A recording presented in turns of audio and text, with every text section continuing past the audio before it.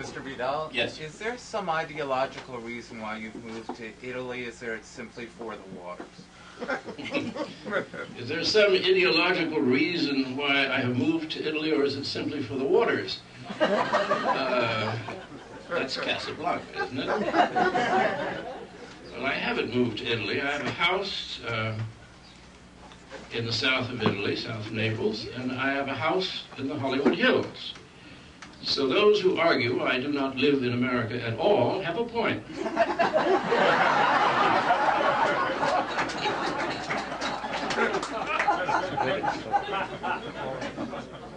Yes. You're still involved in movies. You intimated that in a recent article in the New Yorker. Well, I'm still involved in movies, but nobody seems to notice them.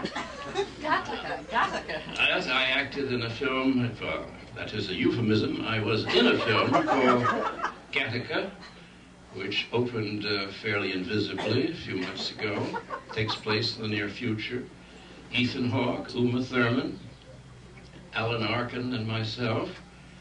And it had some nice stuff in it, but didn't seem to set the world on fire. I occasionally act because it gets me away from home, and life is too perfect in a sense, either in the hills or on the Amalfi Coast. And you work 12 hours a day, 7 to 7, and it's wonderful for my blood pressure. I don't know why, it ought to kill you. But I start out and it's absolutely normal. And by the end of the day, whatever the adrenaline is, you burn it up, waiting to go on. And I'll tell you a funny story about William Holden. He was a very bright guy, and he'd been a friend in the glory days of Ronald Reagan as an actor. And so he, shortly after Reagan became president, he went by to see Ron in the White House.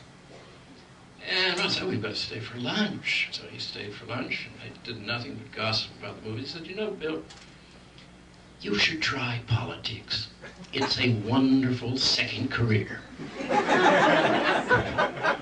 Holden was a little startled by that. Then after lunch, Reagan wanted to gossip some more.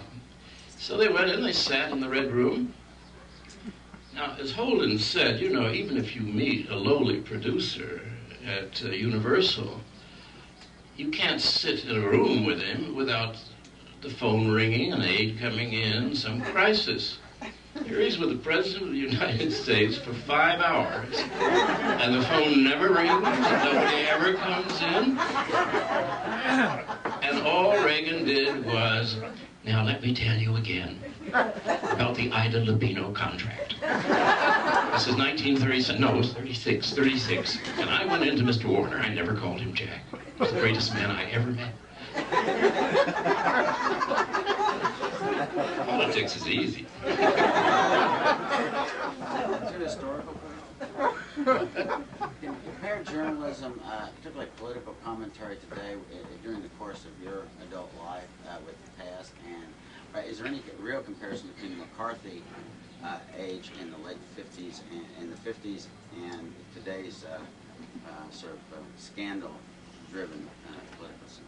I'm being asked, do I find any great similarity between the 50s and McCarthyism and what we're going through now with Mr. Starr, a man for whom every day is a lovely day, or an auto-da-fe.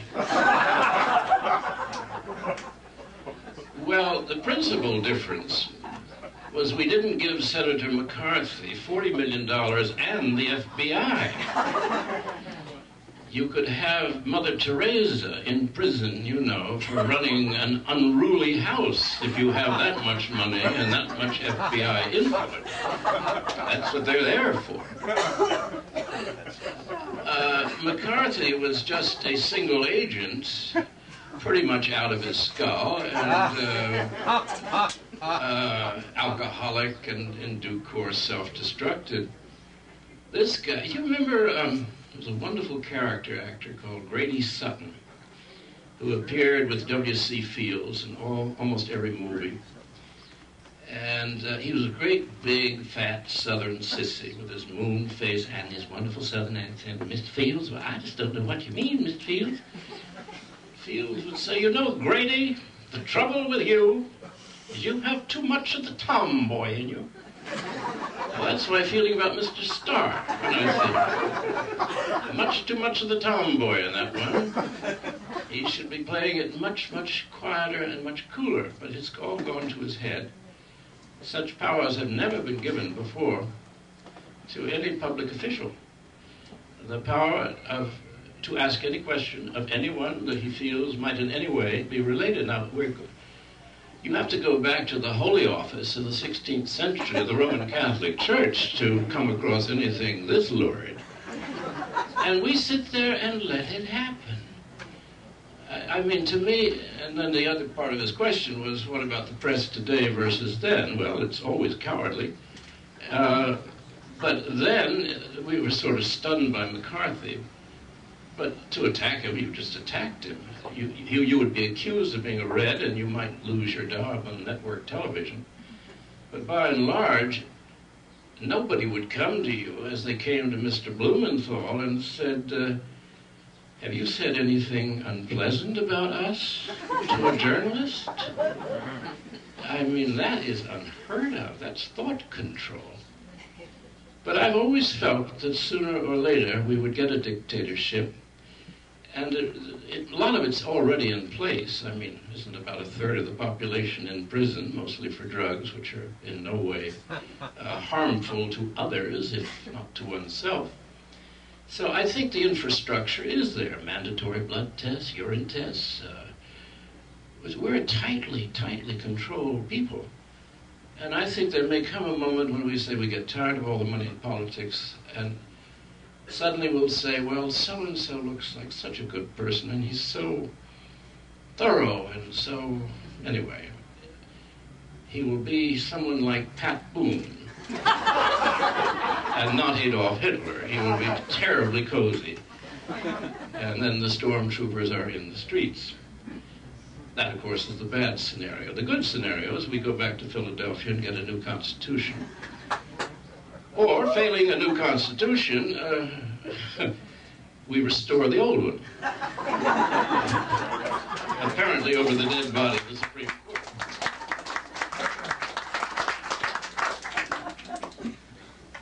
What do you think the course of your life would have been if your friend Jimmy, I think his name, wouldn't have been killed in World War II? Well, I don't. Who can predict what life would be like if people evolve? It's why I use the phrase unfinished business on the grounds that any such relationship is always finished. It ends. It goes into something else. To be cut off at that time in one's youth leaves the survivor wondering. And out of that came, in a sense, The City and the Pillar, which was the worst possible scenario that I was entertaining on what could have happened. Beyond that, I haven't a clue. He was a great athlete, and he would have been a professional baseball player, and I cannot stand to watch people play games, so I believe there would not be much mutuality of interest. It was simply like losing half of oneself at an early age. And I've always been fascinated by twins. There's a whole theory, quite interesting one, I've been reading about, that many more of us than people suspect were in the womb twins. And even the gynecologist, the obstetrician never knew. The other one gets lost, flushed out, whatever, and only one child comes out. I come from a family of twins, and my favorite character in the family, my grandmother, was a twin who lost hers at birth. And I wondered if there's something in that theory, that one was two, not one, and then had to settle for being one, which might make for a certain kind of personality.